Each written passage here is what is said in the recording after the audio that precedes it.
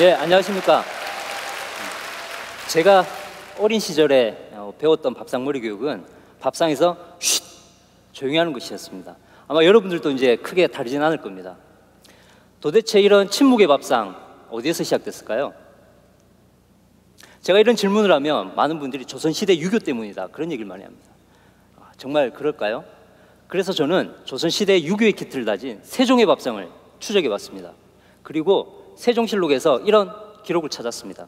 나는 날마다 세자와 더불어 세 차례씩 같이 식사하는데 세자가 동생들에게 교육하게 하고 나 또한 공부를 가르쳐준다.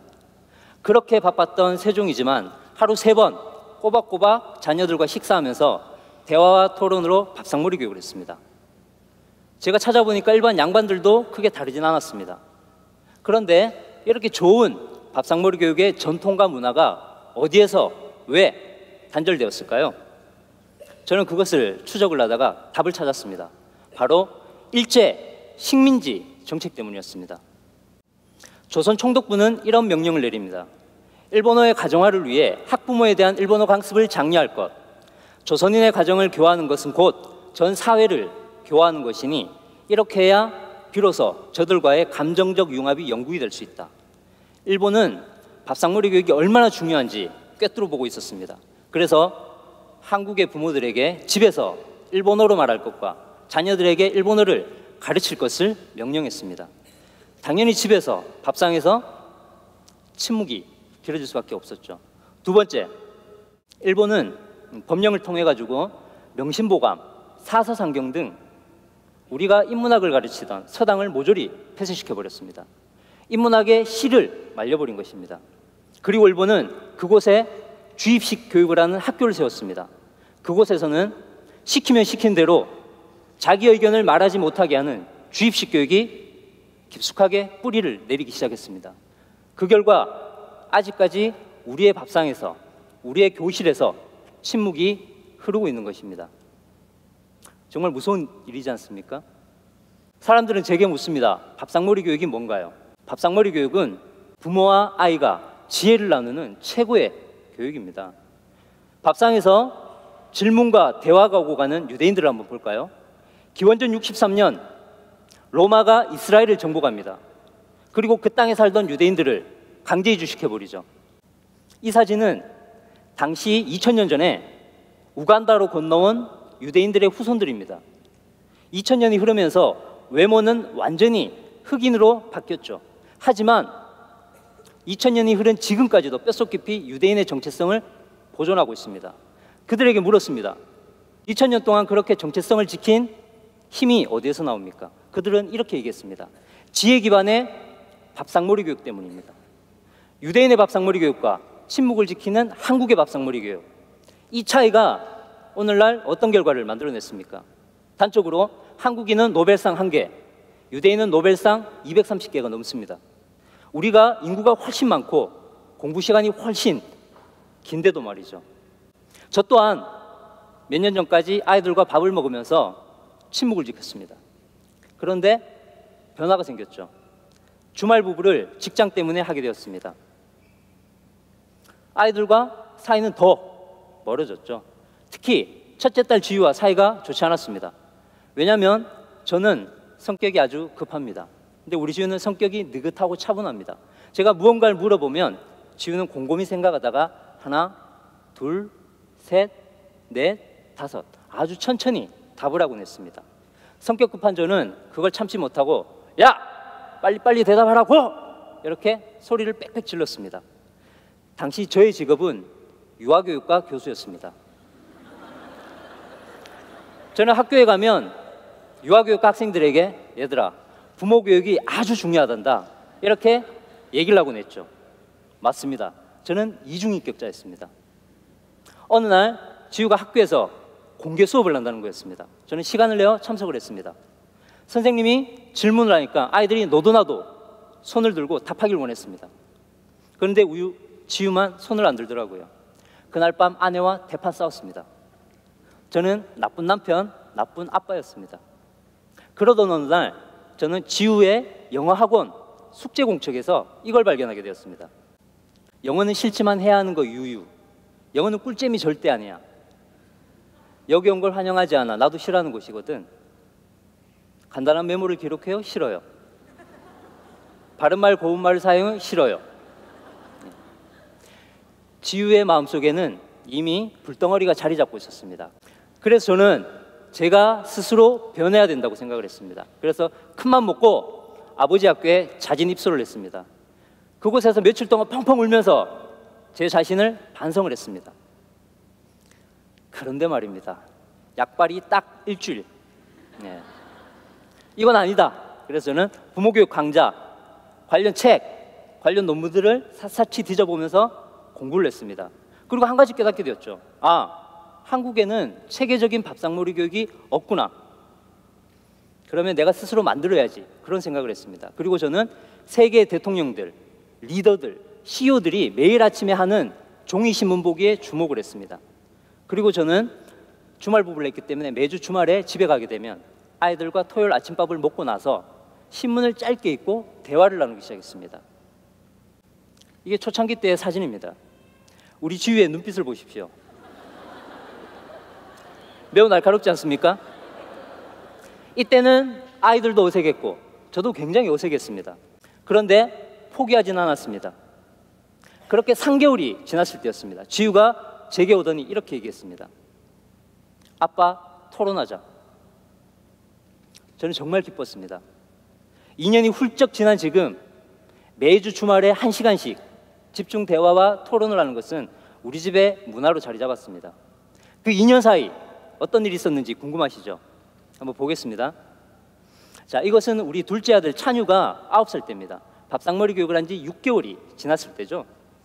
탄핵 재판 다소 시간이 걸려도 실체 규명이 먼저다라는 보수신문의 사설, 그러니까 탄핵 재판 천천히 하는 거죠.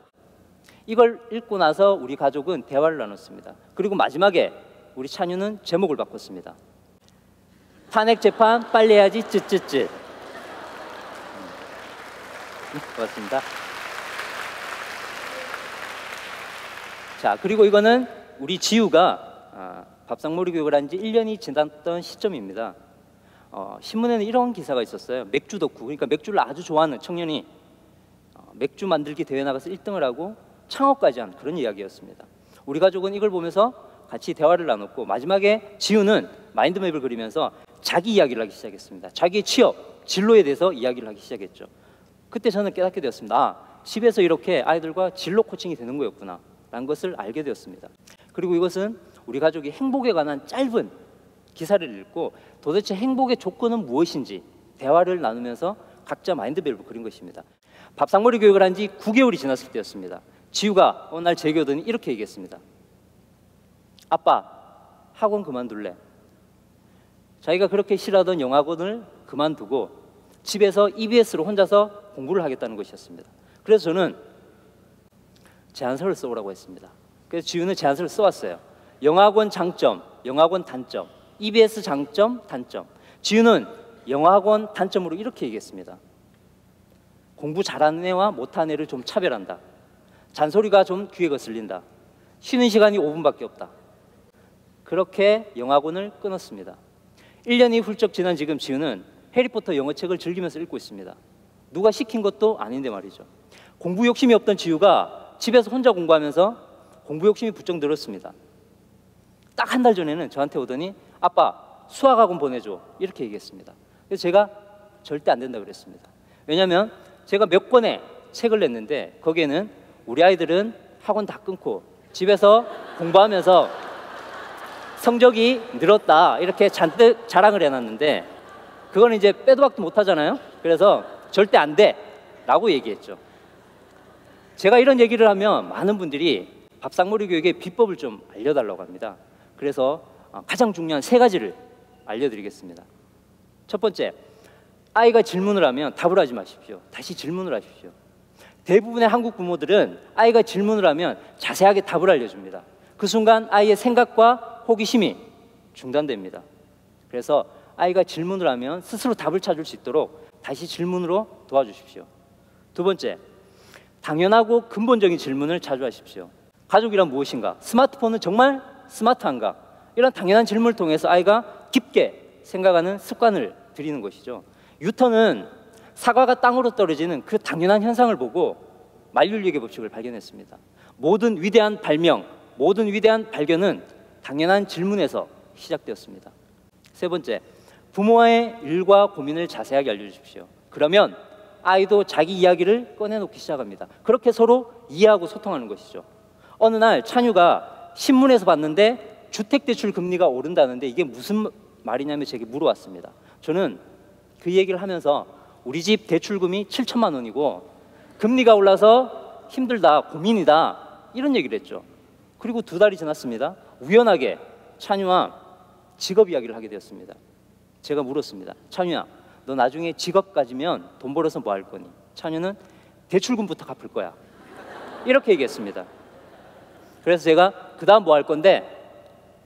팽이 살 거야. 찬유는 자기가 그렇게 좋아하는 팽이보다 대출금 갚는 게 더 우선이었습니다. 그때 저는 깨닫게 되었죠. 아, 나의 노후 준비는 이제 끝났구나 라는 것을 깨달았습니다. 이렇게 좋은 밥상머리 교육 어떻게 해야 되겠습니까? 확산시켜야죠. 그래서 저는 기적의 밥상머리 교육, 그 다음에 아이는 질문으로 자란다, 최고의 부모들은 어떻게 아이를 키웠을까, 이렇게 책을 냈고요. 그 다음에 국내 첫 밥상머리 교육 전문 기관을 만들었습니다. 그리고 확산 운동을 하고 있는데요. 많은 한계를 느꼈습니다. 왜냐하면 제가 그렇게 많은 부모들을 다 만나볼 수 없지 않습니까? 그래서 저는 앱을 만들었습니다. 생각을 나누는 지혜톡톡. 지식의 시대는 갔고 지혜의 시대가 왔습니다. 부모와 아이가 서로 질문하고 대화하면서 지혜를 축적하고 공유할 수 있도록 이 지혜톡톡 앱을 만들었는데요. 특히 4차 산업혁명 시대에 중요하다라고 얘기하는 인성, 소통, 협력, 창의성, 비판적 사고력, 문제 해결력 등 이런 것들을 어떻게 키웁니까? 질문과 대화로 아이들과 나눌 수 있는 것입니다. 네가 오늘 급식 도우미를 하는데 빵을 하나씩 줘야 되는데 친한 친구가 2개를 달라고 한다. 줘야 되냐 말아야 되냐, 딜레마죠. 이런 생활 속의 질문을 통해서 아이와 인성을 키울 수 있는 것입니다. 집에서 직업진로 이야기하기 정말 힘듭니다, 사실. 그래서 저는 여기에 수많은 직업들을 넣어놨어요. 그래서 아이에게 네가 정말 관심 있는 건 뭐니? 너 정말 좋아하는 건 뭐니? 이 중에서 하나 골라볼래? 아이가 스포츠 마케터를 골랐습니다. 그러면 왜 이걸 골랐어? 장점은 뭘까? 단점은 뭘까? 이 직업을 가지면 정말 행복할까? 이런 질문들이 뜹니다. 아래에는 세부적인 직업 정보들이 뜨고요. 저는 이 지혜톡톡을 통해서 부모와 선생님들이 좀 더 아이들과 질문하고 대화하고 때로는 토론하면서 지혜를 축적하고 공유할 수 있다고 확신을 합니다. 마지막으로 우리 찬유의 이야기를 들어보겠습니다. 찬유야, 찬유는 집에서 엄마 아빠랑 토론하는 게 어때? 재밌어요. 그러면 찬유는 나중에 그 찬유 아들 딸한테 네. 찬유도 이렇게 같이 해줄 거야? 네. 왜? 내 아들한테도 모르는 단어 같은 것도 알려주고 지식을 많이 알게 해줄 거예요. 지유와 찬유는 종종 이런 말을 합니다. 엄마 아빠가 밥상머리 교육을 해줬기 때문에 나도 아이를 놓으면 밥상머리 교육을 하겠다고 말입니다. 저는 아파트 대출금이 7천만 원입니다. 아이들에게 나눠줄 재산이 없어요. 그러나 저는 위대한 유산을 남겼습니다. 바로 밥상머리 교육입니다. 감사합니다.